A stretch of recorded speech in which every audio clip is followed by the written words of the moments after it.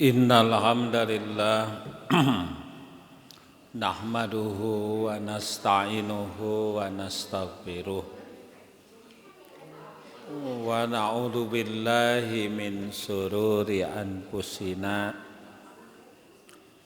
wa min sayyiati a'malina may yahdihillahu fala mudhillalah wa may yudlil fala hadiyalah. Asyhadu an la ilaha illallah wahdahu la syarikalah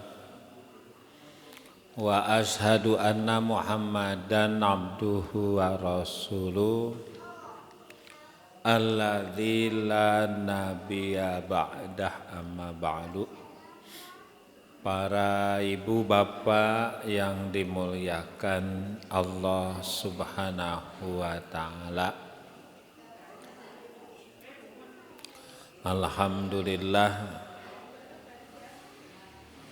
bisa bermuajahah kembali untuk mengisi waktu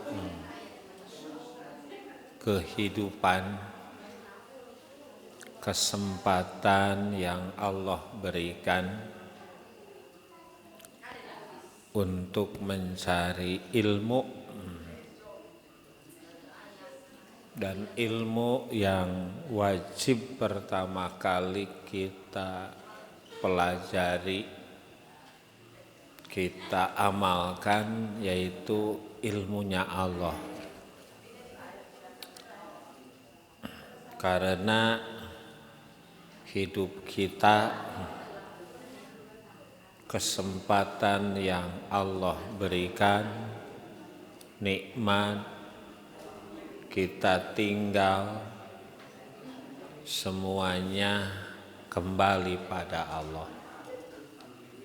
Maka hal terpenting yang harus kita pelajari, kita pahami, yaitu bagaimana kita punya adab dengan Allah.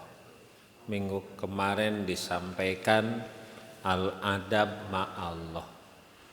Sudah disampaikan kenapa harus punya etika adab sopan santun kepada Allah. Karena Allah alim, Allah malik, Allah qadir, Allah latif, Allah maha penyayang, tapi Allah juga bisa wa'id, bisa mengancam dengan ancaman siksa. Makanya termasuk adab kepada Allah, sopan santun, di samping kita bersyukur dengan cara meningkatkan amal ibadah, termasuk adab etika kepada Allah. Bapak Ibu tidak boleh punya sangkaan jelek. Jadi ka Allah mah ulah suudon. Mun suudon kasalaki kenging teh.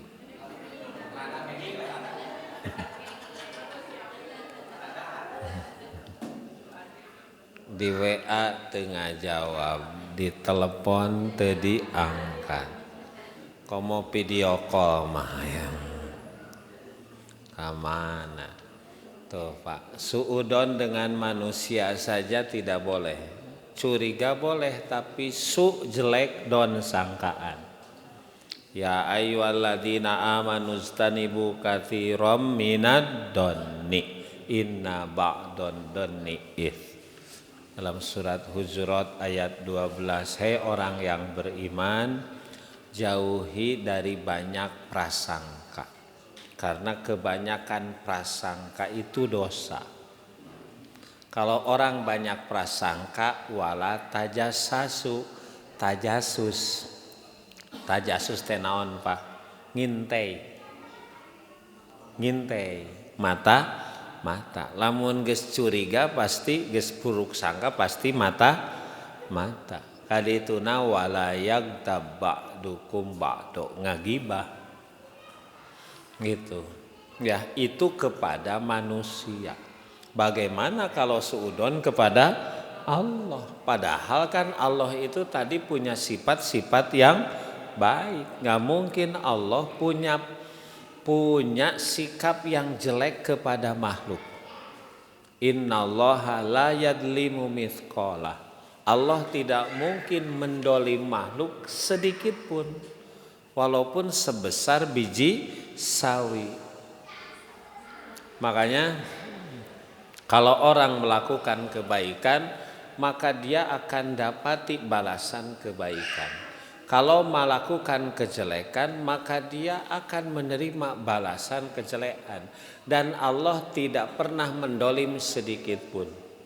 Mendolim di sini, moal pernah Allah mengurangan pahala jeung nambahan dosa. Itu Pak. Makanya nggak boleh suudon kepada Allah. Bapak Ibu, takdir yang kita terima, nasib yang kita rasakan itu husnudon kepada Allah. Nggak boleh Pak. Gitu ya. Kita umpamanya punya masalah. Alhamdulillah. Ya hadikumullah. Kita punya problem masalah, ternyata beres-beres Pak. Walaupun kita sudah mengusahakan atau kita sudah berusaha, tapi hasilnya belum sesuai dengan yang kita harapkan. Bapak cari kerja atau usaha sampai tisukruk geus beak deh. Tapi Pak, nggak boleh suudon kepada Allah. Nggak boleh. Kenapa? Kata Rasulullah, la yatmutanna ahadukum wa huwa yuhsinu dhannahu billah. Tidak boleh mati dalam keadaan suudon kepada Allah. Bisi keur suudon ka Allah teh maot.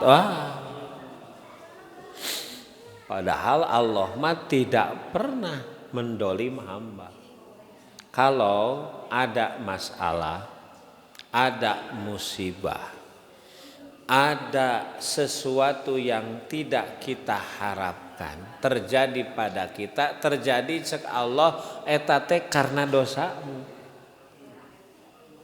Karena kesalahan kita, mungkin karena terburu-buru memutuskan, mungkin karena ilmu kita nggak nyampe, mungkin banyak mungkin Pak. Yang jelas Allah mah tidak pernah mengharapkan kita dapat kejelekan. Bahwa kejelekan yang kita terima mungkin Bapak Ibu sekarang jelek, bisa jadi di sisi Allah di kemudian hari jadi baik. Makanya Pak, jangan dulu menghakimi ketika terjadi langsung menghakimi. Begini, jangan. Banyak kasus. Contoh, ada yang tertabrak Pak, itu kalau di medsos pernah rame. Ada yang tertabrak, ibu-ibu mau jualan naon, katabrak ku mobil. Sehingga barang nate hancur. Sehingga pagi itu dia mau mencari rizki, jangankan dapat untung, modal nage buntung. Cek supirna teh, maaf Bu, saya mah bukan yang punya mobil, abdi mah supir driver kapiwarangan. Abdi mah bade wawartos heula ka bos, tak ieu nomor abdi bili di sakabohok. Wah mencak-mencak si ibu eta. Nya motor na ruksak, nya barang habis, padahal modalna aya didinya. Nah ternyata kalau nggak salah sore hari atau siang hari, maka datanglah supir itu dengan bosnya. Bu, tadi saya nabrak. Oh ini ya, gitu. Ini sama saya bos. Saya mah nggak bisa apa-apa. Saya bawa bos. Kata bosnya, ibu apa yang sok? Ini motor saya. Ini biasa pak gitu. Oh segala disebutan. Nya awak, nya motor, nya modal. Tenang bu. Ibu pengen jualan apa? Ya saya mah pengen kembali seperti begini aja yang tadi. Ibu boleh nggak saya minta apa? Ibu lebih jualan dari ini, pengen di mana, modal berapa saya? Serius pak? Serius sok. Wah ditantang. Bager udah berak nanti. Oh mangpang. Oh. Oyong iyo. Ternyata usaha nate maju pak. Maju. Nah, geus sababaraha tahun geus maju jadi orang kaya. Ngobrol deui si ibu teh, untung baheula urang katabrak. Untung baheula urang katabrak ya jadi beunghar. Ya, jadi jangan menghakimi Allah. Bisa jadi saat kejadian kita terima jelek, tapi justru di kemudian hari jadi baik. Makanya nggak ada takdir Allah yang jelek. Yang jelek itu sikap kita memahami takdir. Makanya termasuk adab Allah pak, kalau nyambung yang kemarin itu tidak boleh suudon kepada Allah. Nggak boleh pak. Kondisi apapun, betul ada musibah kita terima, innalillahi wa inna ilaihi rajiun. Tapi kita harus bersyukur. Dapat musibah kita masih syukur. Gitu pak. Karena yang Allah harapkan itu sebetulnya sikap sabarnya atas musibah dan tumarima. Eta geus kodo jeung kadar teu ditarima ge tetep kitu, mending kana narima. Gitu pak. Ya. Jadi ada buku namanya Takdir Allah itu Selalu Baik. Iya pak. Itu. Cuman urang mah baik jeung teu teh cek urang. Gitu, mestinya baik dan tidak menurut siapa? Allah. Dan semuanya juga milik tauhid pak. Mun disebut teh tauhid teh eta. Tauhid teh pak. Gitu. Nah itu nyambung yang kemarin. Adam. Nah ini kan termasuk ada orang yang celaka karena sangkaan. Walakin donantum annallaha la ya'lamu katsiran mimma ta'malun. Tapi kalian punya sangkaan Allah teh tidak tahu atas apa yang kalian kerjakan. Jadi sugan teh nyumputi Allah. Sehingga punya sangkaan apa yang kita ucapkan, apa yang kita lakukan, Allah teh tidak tahu. Maka kata Allah, wa dzalikum donnukumul ladzi donantum birabbikum. Itulah sangkaanmu atas Tuhanmu, ardakum, yang membuat engkau nanti celaka. Fa asbahtum minal khosirin, dan engkau akan jadi orang yang rugi. Lihat pak, nyangka ke Allah goreng mah ujungnya rugi. Sebab nanti kaitannya dengan keimanan bapak ibu. Ya. Nah sekarang bapak ibu, kalau kemarin al-adab ma'allah, etika, sopan santun, akhlak bersama Allah. Kalau sekarang al-adab ma'a kalamillah ta'ala, etika bersama kalam Allah. Apa kalam Allah?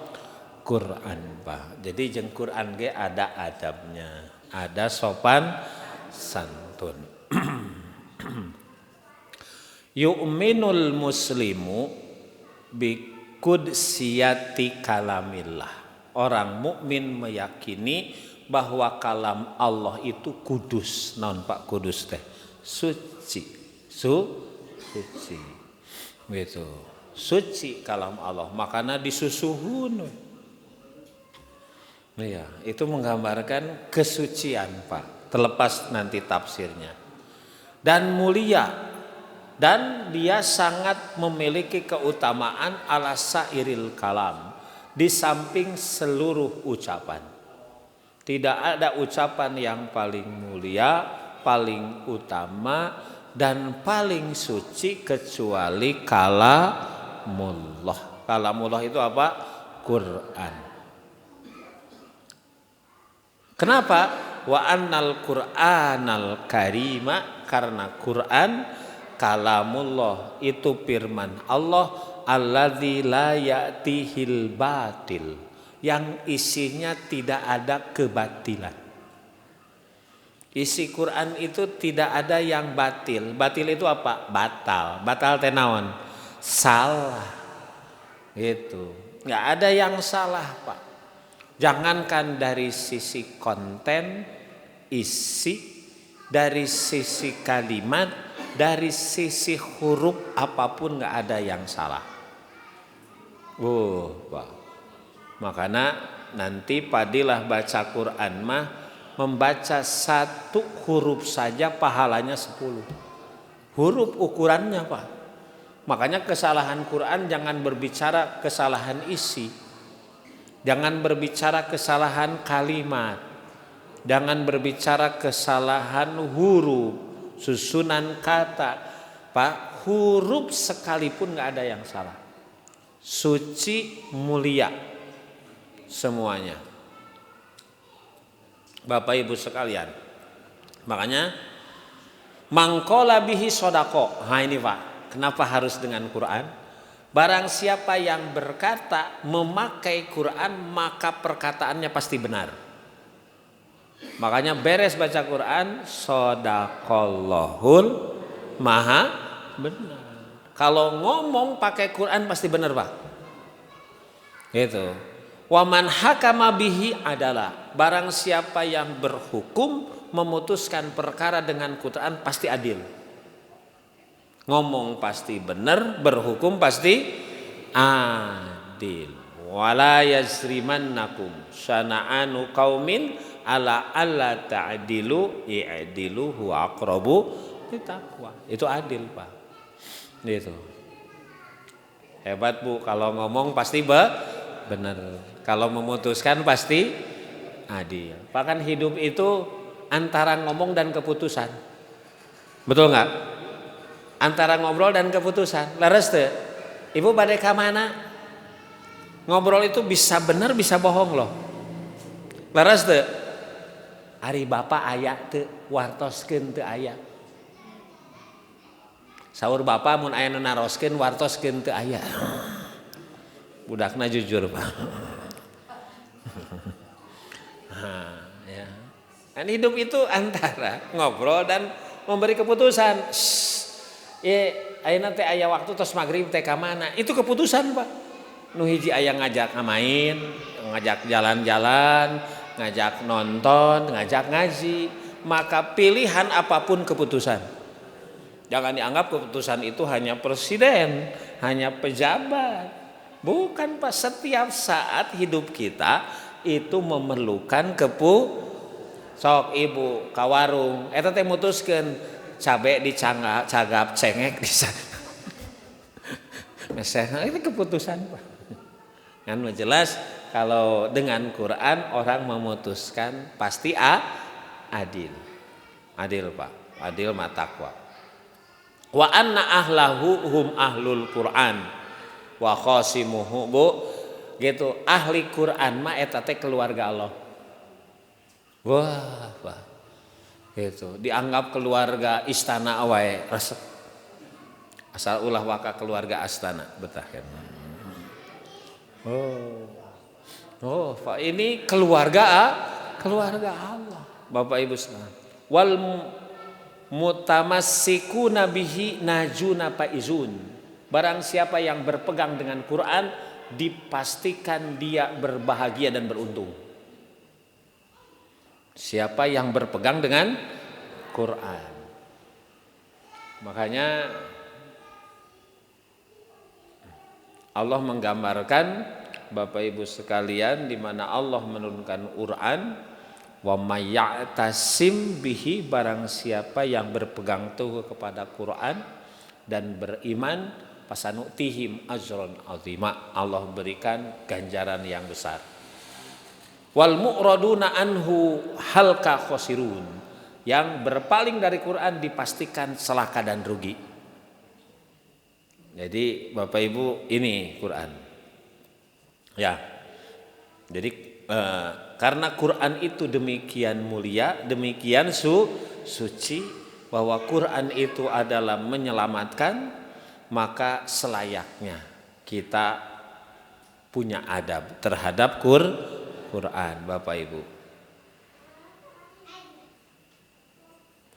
Wa yazidu fi imanil muslim bi udmati kitaballah jalla jalalahu wa qudsiyatihi. Dan akan bertambah iman kita sebagai orang muslim manakala kita mengagungkan Quran. Kan iman itu bertambah dan berkurang.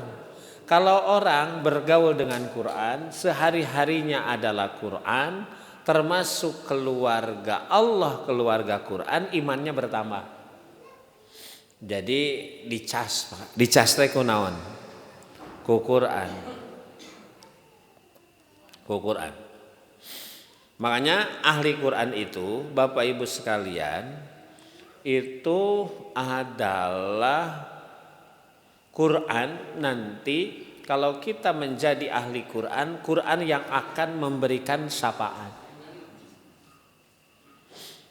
Iqra'ul Quran kata Nabi, bacalah Quran. Fa innahu yaji'u yaumal qiyamah syafi'an li ashabi. Karena Quran bakal jadi dewa penyelamat bagi sahabat. Sahabat itu siapa? Kalau disebut sahabat apa Pak? Sahabat itu sahabat Rasul. Orang yang terdekat. As-sahabah tasrikut tabi'ah. Bersahabat mencuri tabiat. Bersahabat dengan tukang judi, lama-lama ke bawah judi. Bersahabat dengan tukang mabok, lama-lama ke bawah mabok Pak. Bersahabat jeung nu tara mandi.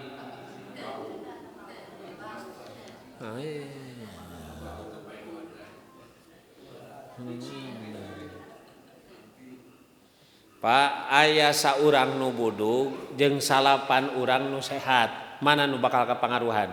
Nu budug jadi sehat atau anu sehat jadi ngagitar? Itu as-sahabah tasrikut. Mohon maaf, ini mah hanya contoh. Kalau di satu kampung ada yang nggak bisa bicara, namanya nanti naon Pak? Bisu. Ketika warga kampung itu mau berbicara dengan yang bisu, maka kabawa bisu. Laras teh. Tuh, ini bersahabat mencuri. Makanya jangan salah memilih sahabat. Jangan salah memilih lingkungan. Makanya kata Rasul, al-jaru qoblad dar. Ibu bapak kalau mau bikin rumah perhatikan tetangga. Karena tetangga berpengaruh terhadap kita. Sebagai kita, bagaimana kita mempengaruhi mereka. Hidup itu kan saling. Nah, kalau kita menjadi ahli Quran, sering baca Quran, maka Quran bakal jadi dewa penyelamat bagi yang membacanya. Pak sapaan teh naon? Bagaimana disebut pertolongan teh?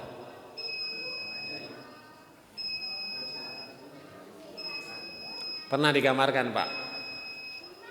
Kenapa orang dapat syafaat? Karena pantas mendapatkan. Maka kuncinya kita memantaskan diri. Jadi orang yang mendapatkan pertolongan. Ini bahasanya memantaskan. Ibu bapak bade meser motor, contoh. Harga motor 10 juta. Gaduh artos 8 juta 800. Kurangna sabaraha?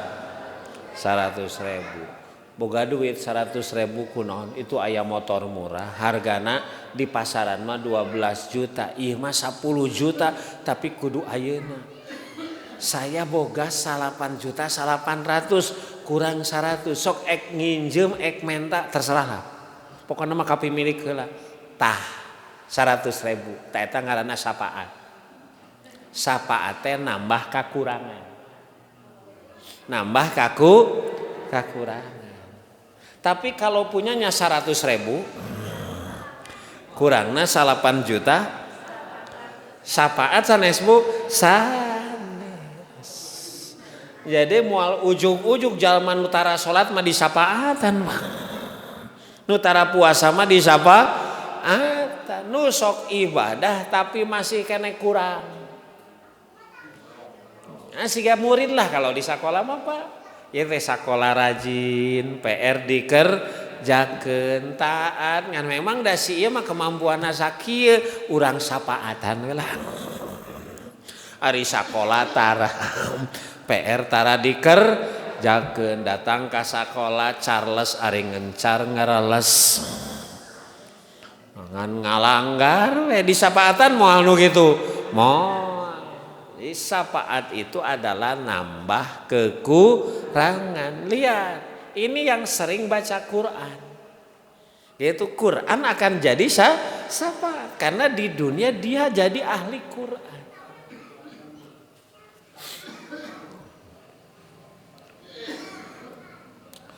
Kemudian sabda Rasulullah SAW, khairukum, orang yang terbaik di antara kalian, man ta'allamal Qur'an, orang yang belajar Quran.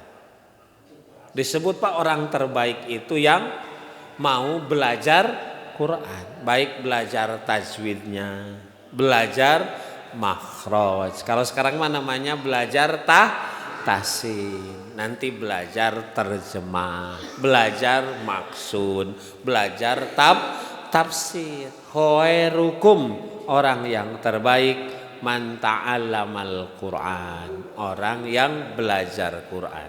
Wa 'allamahu, kalau sudah punya ilmu Quran ajarkan. Jadi tidak ada murid terbaik kecuali murid yang mau belajar Quran. Tidak ada guru terbaik, guru teladan kecuali guru yang mau mengajarkan Quran.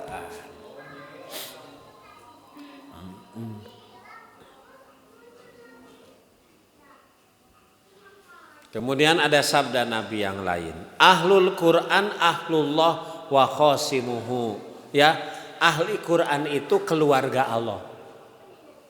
Wah, Pak, keluarga Allah, dilindungi oleh Allah. Nah, kata Rasulullah kemudian, innal quluba tasaddaa, sesungguhnya hati itu berkarat, Pak. Kama yasudda'u al-hadidu, sebagaimana besi berkarat. Jadi hati teh aya ai karat teh naon teh? Ai karat teh naonna besi, Pak? Nah, kokotor. Jadi hati itu seperti besi, aya kokotorna, ada karatna. Pakila ya Rasulullah wa majalauha, Rasul bagaimana membersihkan karat itu, karat dalam hati? Faqala tilawatul Qur'an, membaca Quran. Jadi Quran tuh kalau dibaca ngabersihan hati yang berkarat gitu. Jadi waduh nuju haroream nya maca Quran teh hoream. Qur'anna teh dicagap-cagap beuki hoream. Mun hoream cagap we heula, Quran cagap we heula, Pak. Makanya Bu, di kamar aya Quran teh. Di ruang tamu ada Quran, di tengah rumah ada Quran, di mobil aya kunaon kitu, Pak. Kete naon nya aya Quran dibaca. Iya mah keur mah hoream maca Quran, Quran ge teu aya di teh. Aya wae hoream komo teu aya. Jadi untuk kebaikan, untuk ibadah dimudahkan. Dimudahkan. Piraku we Pak meureun urang izin Quran disadiakeun di kamar, disadiakeun di tengah rumah, disadiakeun di ruang tamu, kitu ngan gogolehean maca HP we teu izin ku Quran meureun kitu teh. Oh. Ari geus aya mah gitu ya. Sahenteun apa geus aya mah leres teh itu. Jadi paingan Quran itu disebut syifaul lima pis sudur. Syifa obat penyakit hati. Mun hatena geus panyakitan makana matana panyakitan. Mun hatena panyakitan kana lisana panyakitan. Kana gerakna penyakitan. Makana geuning Pak di surat Al-Ahzab ya ayyuhalladzina amanu taqullaha wa qulu qaulan yuslih a'malakum. Hai orang yang beriman bertakwa kepada Allah. Ciri takwa itu wa qulu qaulan sadida, kalau ngomong yang bagus. Yuslih lakum a'malakum, kalau omongan kita bagus amal kita jadi beres. Kenapa Pak? Sabab amal itu gambarannya ucapan itu gambarannya hati. Ku hate, ku lambe, ku gawe. Makanya lamun aya jalma ngobrolna cawokah jorang, memang hatena ge kitu. Gitu Pak. Sabab teko mah mau ngaluarkeun iwalti eusina. Mun di eusian cai teh di kaluarna naon? Teh.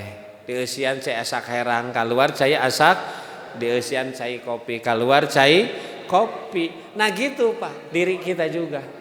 Naon nu keluar tina lambe eta teh eusi hate.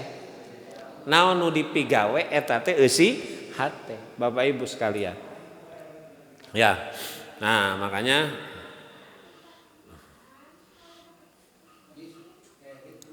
muka dua Pak. Tadi kan hati itu berkarat ya. Obatnya naon? Baca Quran Bu. Lah urang mah horeream ke lamun geus semangat kakara ulah diantep beuki parah. Beuki parah diantep mah Pak. Ya ayyuhal muzammil, ya ayyuhal mudassir kum. Oh, nu hoream kum. Itu. Ya, kum itu berarti menyingkapkan rasa malas. Menyingkapkan penyakit malas hati. Itu Pak. Yang kedua Pak, hati itu tadi kan berkarat. Obatnya apa? Baca Quran. Yang kedua wadzikrul maut, banyak mengingat kematian. Gitu. Makanya nanaon teh sing emut kana maut. Emut kana maut. Tanpa gini, setiap orang mohon maaf Pak, punya sifat liar ingin bebas. Sok Pak. Setiap jalma ge sok aya hayang bebasna. Leres teu? Gitu. Kan orang tidak akan liar di hadapan orang yang dianggap berwibawa. Anak di hadapan orang tua, murid di hadapan guru, suami di hadapan itu. Istri di hadapan urang mawani lah kasalaki.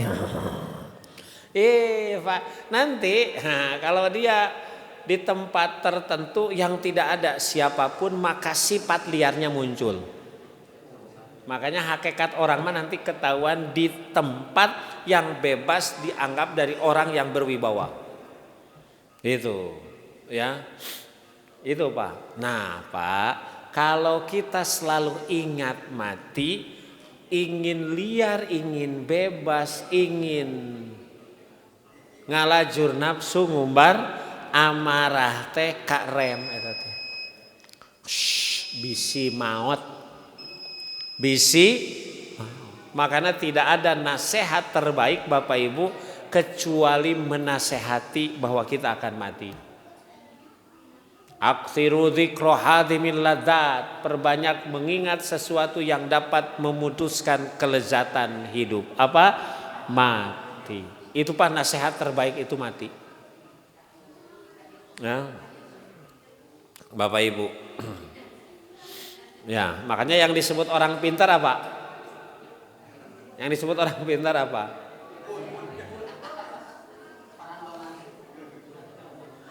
Orang pintar itu alladzi aktsaru lil mauti dzikran, orang yang paling banyak mengingat mati. Pan urang mah rarasaan mangora kene asa jauh teh mah. Padahal babaturan ge geus manaon? Mun reuni teh asalna mah sakelas ayeuna mah tinggal satengahna. Tinggal saparapat. Tuh, Pak. Leres teh. Oh. Kamari nu pupus di benda Ustad Ade Muhsin sakelas jeung Simkuring Pak. Eta teh nuju di benda saangkatan, sausia. Tuh, Pak. Ya, jadi pokokna mah anu gaduh nyawaan mah siap-siap. Oh, da ciri nu maot mah sanes nu udur. Sanes nu kolot nu gaduh nyawaan. Kullu nafsin itu setiap yang bernyawa.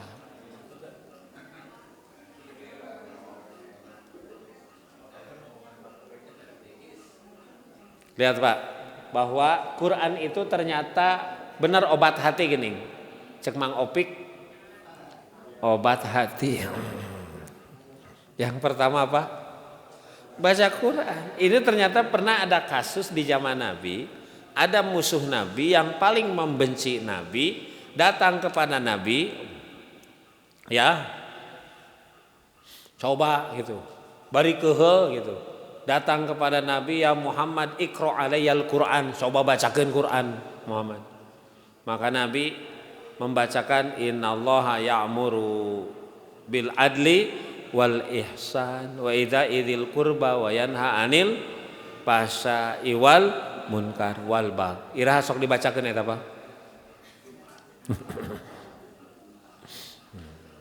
Ayat ini suka dibaca Pak. Nasihat sebetulnya bebas. Ya cuman kalau di kita mah hanya di najum, benar nasihat ini. Ya. Orang itu ketika dibacakan ayat itu Pak menangis sehingga minta kepada Nabi untuk diulang-ulang bacaan itu karena menggambarkan hebatnya redaksi, dalamnya isi, bagusnya narasi Pak. Tuh Pak, da orang Arab jadi ngartieun Pak. Ayo urang mah naon. Jadi kakarak dibaca ke itu redaksinya bagus, narasinya hebat, kandungan isinya juga luar biasa. Masuk Islam akhirnya Pak. Lihat Pak, Quran itu ternyata obat hati yang berkarat. Bu, lamun hati urang keur berkarat di samping baca Quran tadi apa? Di ngemut maut. Kalau di hadis lain mah ada gini.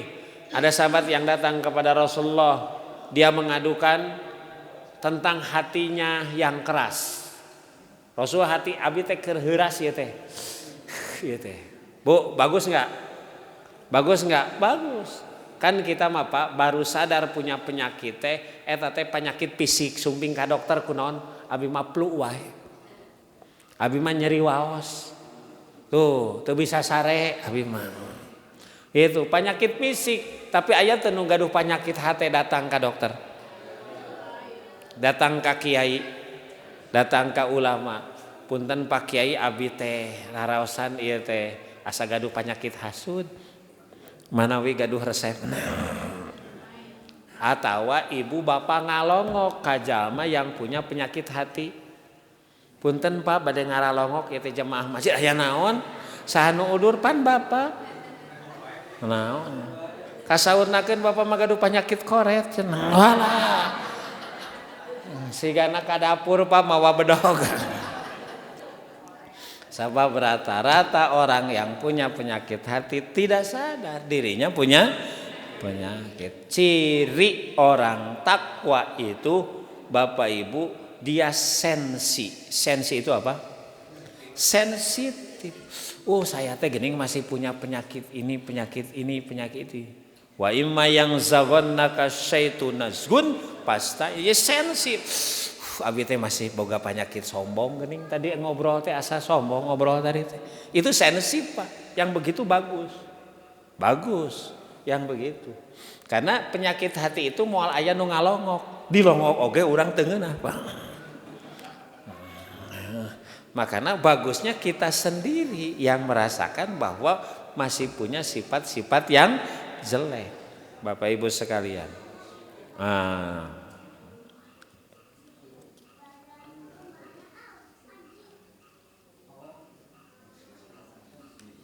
Makanya kata orang tadi, luar biasa. Quran itu halwah, halwah itu manis, lezat.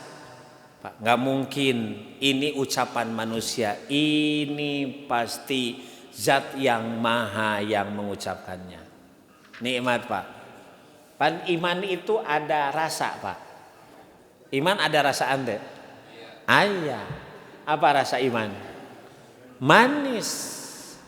Gitu.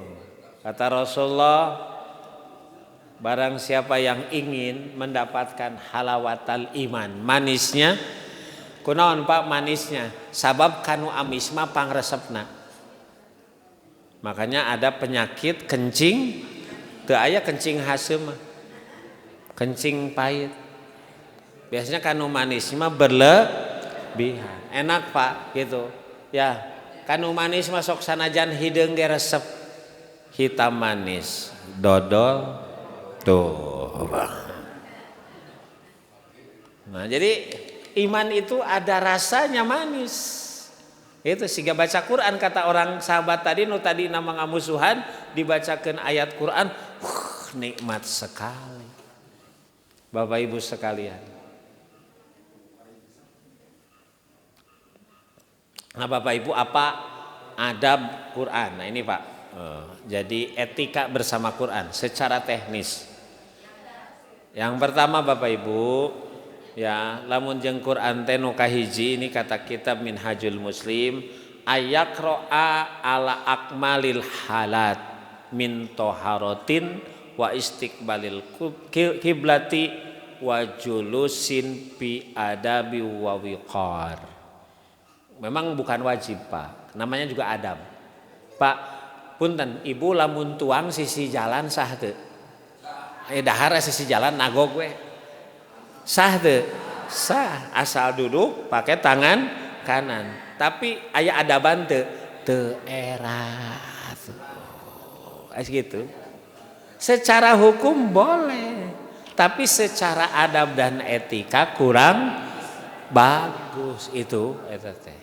Bu. Ya. Ibu ngahuapan bapak sisi jalan. Daharna bari nagok. Secara hukum bagus itu. Nggak ada masalah, tapi secara etika maka kita bukan hanya berbicara hukum boleh dan tidak hitam, tapi bicara juga etika Pak. Gitu, etika, sopan. Nah, itu sopan santun. Sopan santun. Gitu. Satu, ayaqra'ahu ala akmalil halat. Quran itu dibaca kapan saja, Bu. Kapan saja. Dalam keadaan min toharotin, bagusnya badan kita suci. Bagusnya. Memang tidak ada, Bapak Ibu, bukan tidak sah kalau baca Quran tidak wudu. Sah, tidak wudu mah syarat sah sholat. Tapi ada yang menyebut termasuk kitab ini lebih bagus kalau kita baca Quran dalam keadaan taharah itu wudu bagi kita. Kenapa? Karena ternyata kalau kita baca juga, ternyata wudu itu kalau kita lihat berbagai keterangan itu bukan hanya syarat sah sholat. Orang mau tidur sunahnya apa? Wudu. Bahkan ada sahabat yang senantiasa menjaga dirinya punya wudu. Sehingga pas datang waktu sholat di mana saja dia sudah tidak berbicara ingin wudu. Itu Pak. Nah termasuk ini baca Quran. Itu ya. Wa istiqbalil kiblat. Itu bukan berarti haram. Termasuk kalau di sini menghadap kiblat. Wa julusin fi adabin. Duduknya pakai etika, ulah asal maca Quran teh. dalam keadaan tenang. Makanya Pak, Bapak, Ibu mungkin pernah, Bapak Ibu yang umroh, yang haji, atau bergaul dengan orang-orang yang memang mereka punya ilmu yang lebih. Jadi kalau kita menyimpan barang, Bapak Ibu menyimpan barang, maka barang yang paling tinggi disimpan Quran. Gitu. Tidak boleh Quran disimpan di bawah. Komo jadi naon Pak? Ganjal. Di urang Pak Quran teh jadi ganjal mik. Aduh, itu nggak ada adab dengan Quran. Mungkin santeran Pak. Santeran. Gitu saya berapa kali khutbah di beberapa masjid. Jadi mik itu ganjalna. Oh. Pak. Gitu. Ini ada memang Bapak Ibu secara hukum tidak haram. Kan kita yakin bahwa Quran itu tadi suci, kalamullah. Pedoman maknya secara fisik diperlakukan begitu. Gitu. Ya. Bapak Ibu di tempat kita umpamanya hajat, kemudian ada orang tua kita, pastikan kita tempatkan di tempat paling nyaman, paling mulia, apalagi ini Quran. Makanya ketika duduknya saja tidak boleh sembarangan. Ini kaitan adab Pak. Tadi tidak ada berbicara hukum. Secara hukum mah biasa, boleh. Tapi bicara adab ini kurang, bahasanya qalilul adab, gitu Pak. Qalil, gitu, ya. Yang kedua, Bapak Ibu, kan nanti kalau baca Quran Pak, kalau di sana Quran itu pertama dibaca pakai ta'ud. Ya, wa idza qara'tal Qur'an fasta'id billah minasyaitonir rajim. Jadi baca Quran itu diawali dengan ta'ud. Nah, kalau di sana ada bismillah, maka baca bismillah seperti di awal-awal surat. Kecuali di surat apa yang dari bismillah? Al-Bara'ah, At-Taubah, Bara'atum minallah. A'udzubillahi minasyaitonir rajim. Bara'atum minallah. Kalau di sana ada bismillah berarti ta'ud kemudian bismillah. Nah, kalau di tengah surat setelah ta'ud langsung Pak karena ayat yang dibaca tidak pakai bismillah. Kenapa? Karena di sanahnya tidak ada bismillah. Nah, itu adab. Kemudian selanjutnya ayatarot talahu wala yusra'u fitilawatihi. Ketika membaca Quran harus tartil. Warattilil Qur'ana tartila. Wala yusra'u, tidak boleh gurung-gusuh. Kamana tuh? Tidak boleh gagancangan. Makanya gini Pak, karena nggak boleh rusuhan sampai Rasul melarang. Pala yakro'uhu fi aqalla min salasilayal. Bakal kaget Pak. Rasul melarang sahabat mengkhotamkan Quran di 3 hari. Rasul melarang sahabat mengkhotamkan Quran 30 juz, 114 surat, 6236 ayat 3 hari. Maknanya bahwa para sahabat itu bersemangat, bahkan ada yang siap 1 hari khotam. Urang mah boro-boro sapoe. Boro-boro 3 poe.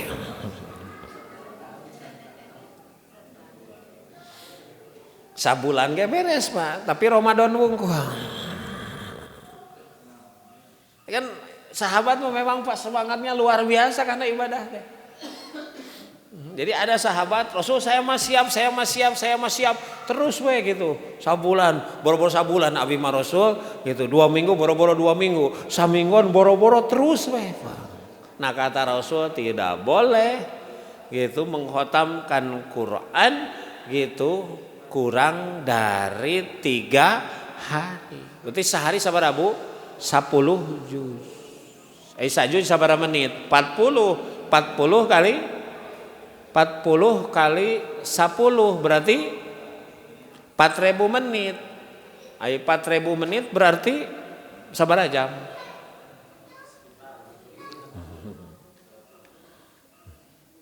Pan pas sehari semalam teh berapa? 1000 berapa? 7 jam. 7 jam ya Paknya. 8 jam berarti sepertiga karena memang sepertiga. Tuh Pak, ya Allah. Wah. Iraha urang ngalaman ya Pak. Ulah ngalaman. Ulah dilamun. Kenapa? Liqauli sallam, lihat Pak. Kenapa tidak boleh? Gitu, kurang dari 3 hari. Nah ini berarti tidak boleh terlalu cepat. Gitu Pak, terlalu cepat. Man qara'al Qur'an fi aqalla min thalasi layal lam yupaqihu. Barang siapa yang membaca Quran kurang dari 3 hari tidak malam moal paham eusina. Kurang masa bulan gitu paham.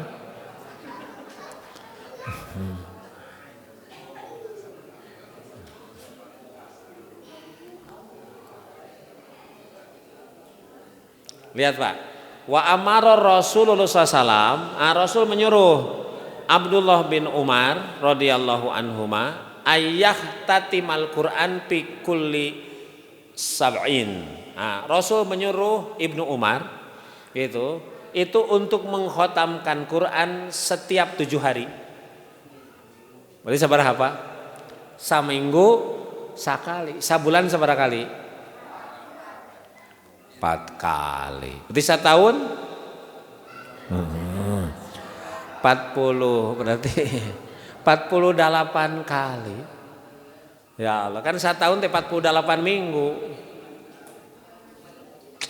Cik palamun 7 hari mun 30 bagi 7 sabaraha berarti sehari?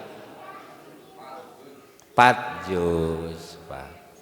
4 juz. Biasanya Pak sambil ngicep. Nanya sambil ngicep. Cenah eta mah nu eueuh gawe. Boro-boro nu boga gawe, nu eueuh gawe ge teu beres. Da gaweena ge ngan sare we. Karena gawe teh sare. Lihat Pak.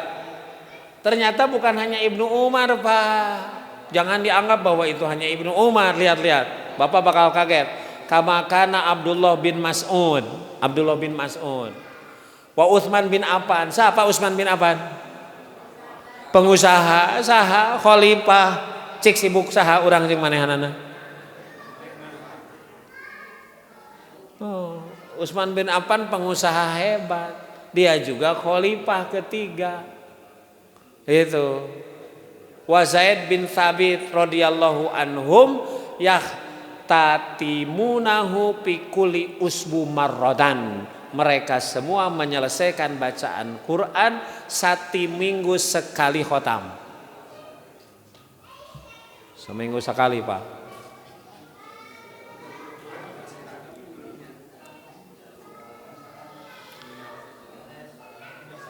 Abi ge cantiasa Pak Haji. Minimal ilmu na we heula. Mananya Pak, hidup mereka memang bidilalil Quran, di bawah naungan. Jadi aya waktu teh kana Quran, aya waktu kana Quran, aya waktu kana Quran. Urang mah kaganggu kunaon? Tuh. Makanya Bu, bangun tidur Quran, sebelum tidur Quran. Kan kalau yakin bahwa Quran itu syifa, Quran itu karim, Quran itu nanti akan menjadi syafaat. Itu Pak. Kuncinya tadi padilah Quran. Itu. Nah kan sehingga orang Palestina kan sudah begitu hidupnya. Orang Palestina itu mending HP, mending Quran. Kayak gitu Pak. Itu ternyata memang begitu para sahabat.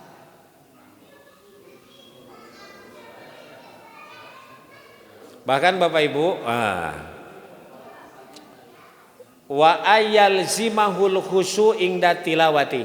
Kenapa Pak tadi tidak boleh kurang dari 3 hari? Jadi paling cepat 3 hari sekali. Kebiasaan sahabat mah 1 minggu. Kenapa? Karena kalau kurang dari 3 hari berarti rurusuhan macana, nggak bener, nggak sesuai hukum meureun Pak gitu.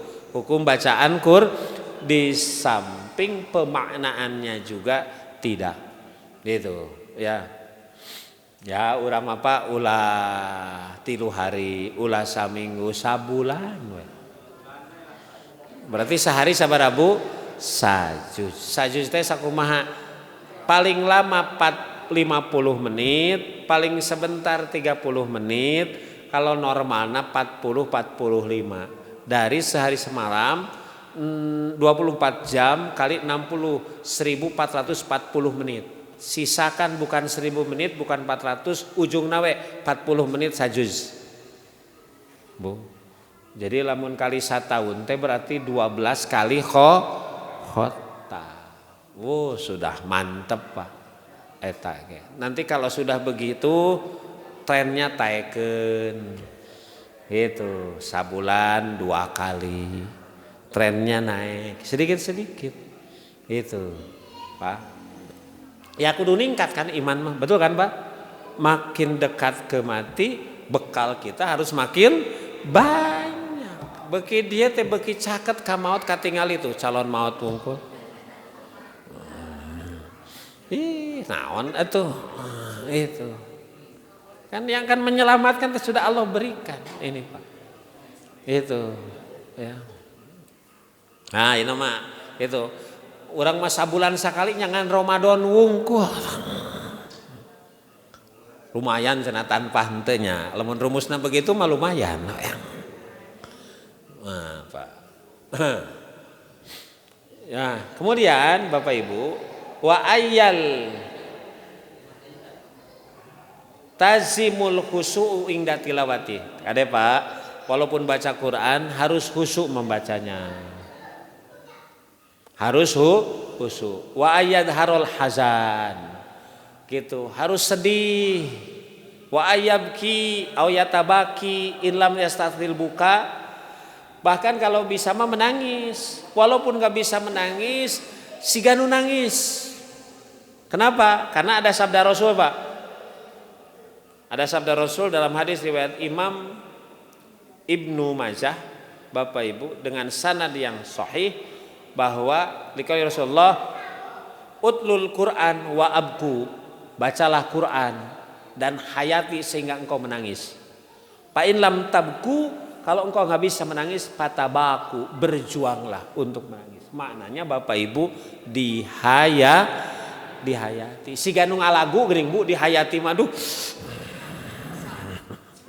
Padahal mau jadi pahala. Ini nyerep. Ya lagu nostalgia ya. Waktu kergila di masa muda. Baca Quran gitu teh.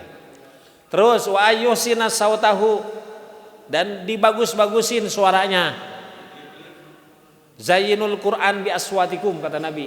Zayyinu, hiasi bacaan Quran dengan suaramu.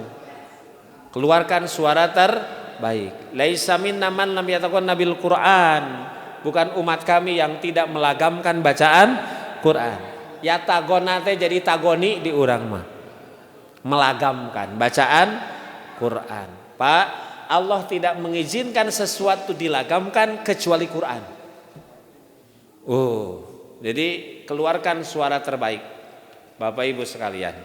Termasuk Bapak Ibu, wa ayyusirra tilawatuhu in khosya ala nafsihi riya. Kalau dikhawatirkan menjadi riya, bagusnya jangan dikeraskan. Bisi riya. Jam 3 teges maca Quran kadang ku tatangga. Justru hoyong kadangu ku tatangga. Jadi kan lihat siapa yang kloter pertama yang masuk neraka. Kloter pertama yang masuk neraka Bapak Ibu bukan tukang maksiat tapi ahli ibadah. Salah satu ahli ibadah, ini hadis sahih riwayat Imam Bukhari, salah satunya adalah tukang baca Quran karena ingin disebut qori dan qori'ah. Bukan salah baca Qurannya, tapi hatinya tidak makanya di sini kalau dikhawatirkan kita baca Quran ba'da maghrib baca Quran kerkama mananya nyepeng Quran Makanya pernah ulah kapar Quran. Pak, gitu ya, gitu. Bagaimana supaya kita menjaga hati tidak ria? Maka kalau baca Quran banyak orang lain jangan dikeraskan. Termasuk memang kalau lagi ada yang sholat Pak ulah dikeraskan, nggak boleh. Jadi kunu sholat mah sadayana ge eleh, gitu ya. Faidza quri'al Qur'an pastami'u lahu wa situ la'allakum quri'al Qur'an teh dina salat ieu teh. Itu nggak boleh mengganggu orang yang sholat, termasuk kalau kita sedang baca Quran, maka bacaannya disirkan. Makanya ada keterangan begini. Ada keterangan al-jahiru bil Quran kal jahiri bis shadaqah. Yang menjaharkan, mengeraskan baca Al-Quran eta teh siga yang menampakkan sodako. Boleh nggak sodako dinampakkan? Boleh. Tapi ya, kalau niatnya memicu orang lain untuk sodako, demikian dengan Quran dibaca, dikeraskan supaya mengajak orang lain Quran bagus. Tapi hati-hati kalau menampakkan bacaan Quran itu dengan syarat supaya kita dipuji sehingga menampakkan sodako. Nah itu nggak boleh, Bapak Ibu sekalian. Karena kan amal kita ingin diterima, bukan ingin pujian, Pak. Ingin pujian. Selanjutnya wa ayatsluhu bitadabburihi wa tafakkurihi ma'a ta'dimi lahu wa istihdaril qalbi. Dan ketika kita membaca Quran ditadaburi, dipikirkan, gitu, isinya, kandungannya, juga menghadirkan hati, nggak boleh lalai, gitu, nggak boleh lalai, Bapak Ibu sekalian. Dan nanti ujungnya, Pak, kalau Quran sudah dibaca, dipahami, ujungnya amalkan, jangan membohongi Quran. Jadi akhlak kita nanti akhlak Quran. Itulah Nabi ketika ditanya, kumaha cenah Aisyah akhlak Nabi khuluquhul Quran. Akhlaknya Quran. Gitu, Quran berjalan. Jadi kalau ingin melihat bagaimana refleksi Quran dalam kehidupan sehari-hari, maka lihatlah akhlak Nabi itu adalah wujud Quran. Bapak Ibu, wujud Quran. Bapak Ibu di kalangan para sahabat, dari jumlah ayat 6.236 ayat hanya 3 ayat yang belum merata diamalkan. Jadi 6.233 sudah merata, tinggal 3 ayat. Mun diurang kakarak 3 ayat. Paingan Islam can jadi rahmatan lil alamin teh ternyata Quran, Pak. Sigana diurang maka karak 3 ayat. Jadi sahabat mah sudah merata 6.236 ayat teh tinggal 3 ayat nu encan merata teh. Jadi belum merata teh sebagian diamalkan, tapi rata-rata mah sudah mengamalkan. Naon nu 3 ayat hilap deui enggak dibaca, Bu. Pokoknya nanti ada kaitan dengan orat kita dengan anak-anak di rumah, itu diantara yang 3 ayat itu.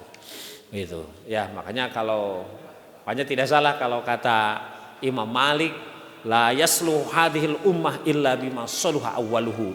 Tidak akan beres urusan umat kecuali dengan perkara yang bisa membereskan umat dahulu. Nabi Muhammad hidup di zaman jahiliyah dengan Quran beres tuh Pak? Beres. Umat sekarang juga begitu, Bapak Ibu. Maka paruduhu ilallah wa rasul. Allah itu Quran, Rasul itu hadis. Demikian Bapak Ibu yang bisa disampaikan. Ayah Pertarosa, Mak.